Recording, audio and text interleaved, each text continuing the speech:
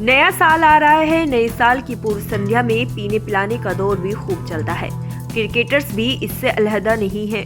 वैसे तो दुनिया भर में क्रिकेट खेलने वाले ज्यादातर देशों की क्रिकेट टीमों की गाइडलाइंस में एक शर्त ये भी होती है कि मैच के दिनों में वो अनुशासित रहेंगे, शराब नहीं पिएंगे और एक समय के बाद होटल में अपने कमरे में लौट आएंगे। ऐसे में क्या आप सोच सकते हैं कि कुछ क्रिकेटर ऐसे भी रहे होंगे जिन्होंने इन नियमों की धज्जियां उड़ा दी होंगी, जमकर शराब पीते रहे होंगे और इस हालत में मैदान पर भी पहुंचे होंगे। इसे लेकर कई किस्से हैं।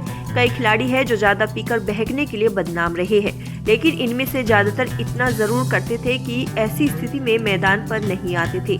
लेकिन कुछ दिग्गज क्रिकेटरों ने मैदान को भी नहीं बख्शा। वैसे इस मामले में एक किस्सा वर्ल्ड क्रिकेट के महानतम ऑलराउंडर गैरी सोबर्स का जरूर लिया जाता है, जिनकी ज्यादातर रातें सुरा और सुंदरियों के बीच गुजरती थी। अगले दिन वो अक्सर हैंगओवर वाली स्थिति में मैदान पर पहुंचते थे। किसी अनुशासन में नहीं बंधते थे सोबर्स। वर्ल्ड क्रिकेट में अगर आज भी सर्वकालिक महान ऑलराउंडर का नाम लेने को कहा जाए तो बेझिझक गैरी का नाम लिया जाएगा। उन्होंने कभी किसी अनुशासन में बंधना पसंद नहीं किया। उनकी रातें ज्यादातर नाइट क्लबों में महिला मित्रों के साथ बीतती थी। ऐसा कई बार हुआ जब वे देर रात शराब पीकर पहुंचे, सुबह लड़खड़ाते हुए मैदान पर नजर आए और फिर शतक लगाकर लौटे। सोबर्स अब 85 साल से ऊपर के हो चुके हैं। अब वह बारबाडोस में मजे से जीवन काट रहे हैं। वे अपने देश की जीती जागती महान हस्ती है। आज भी वह फिट है और अपने तौर तरीकों से जिंदगी जी रहे हैं। सोबर्स में जितना टैलेंट कूट कूट कर भरा था, उतनी ही अकड़ता भी थी।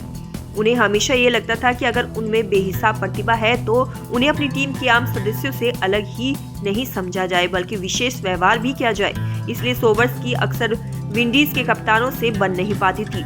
टीम के सदस्यों को देर रात तक होटल से बाहर निकलने की मनाही थी, लेकिन सोबर्स नियमित तौर पर इस नियमों को तोड़ते नजर आते थे। सोबर्स देर रात तक नाइट क्लबों में रहते थे और शराब और सुंदरियों की सोहबत में रात गुजारते थे। क्रिकेट हलकों में ये बात फैली हुई थी कि सोबर्स नाइट क्रिकेट के भी शौकीन थे। यहाँ नाइट क्रिकेट का मतलब आजकल रात में होने वाले क्रिकेट से नहीं, बल्कि सुरा सुंदरियों से था। इसके कई चर्चे भी है। इनमें से कुछ का वर्णन तो खुद सोबर्स ने अपनी आत्मकथा में भी किया था। 1973 की बात है। लार्डर्स में वेस्टइंडीज और इंग्लैंड के बीच टेस्ट मैच चल रहा था। सोबर्स सारी रात होटल में नहीं थे। मैदान पर खेल खत्म होते ही सोबर्स किसी नाइट क्लब की ओर मुड़ गए थे। उनका सीधा सा सिद्धांत था, जिंदगी पूरे आनंद के साथ जी जाए, इसलिए उसका पूरा लुत्फ उठाकर जिया जाए। उस रात बाहर रहने के बाद वह सुबह में होटल लौटे और सीधे बिस्तर पर लेट गए। सुबह उन्हें जल्दी जगा दिया गया। अगले दिन फिर यही हुआ। मैदान से सीधे किसी शराब घर में रात भर शराब पी गई। इतनी हो गई कि दोस्तों ने उन्हें मैदान पर छोड़ा। मैच शुरू हो चुका था। उनकी टीम बैटिंग कर रही थी। कन्हाई 157 रन पर थे। इंग्लैंड के तेज गेंदबाज बॉब विलिस ने उन्हें कई बार बीट किया। जब कन्हाई आउट होकर लौटे तो सोबर्स बैटिंग के लिए आए।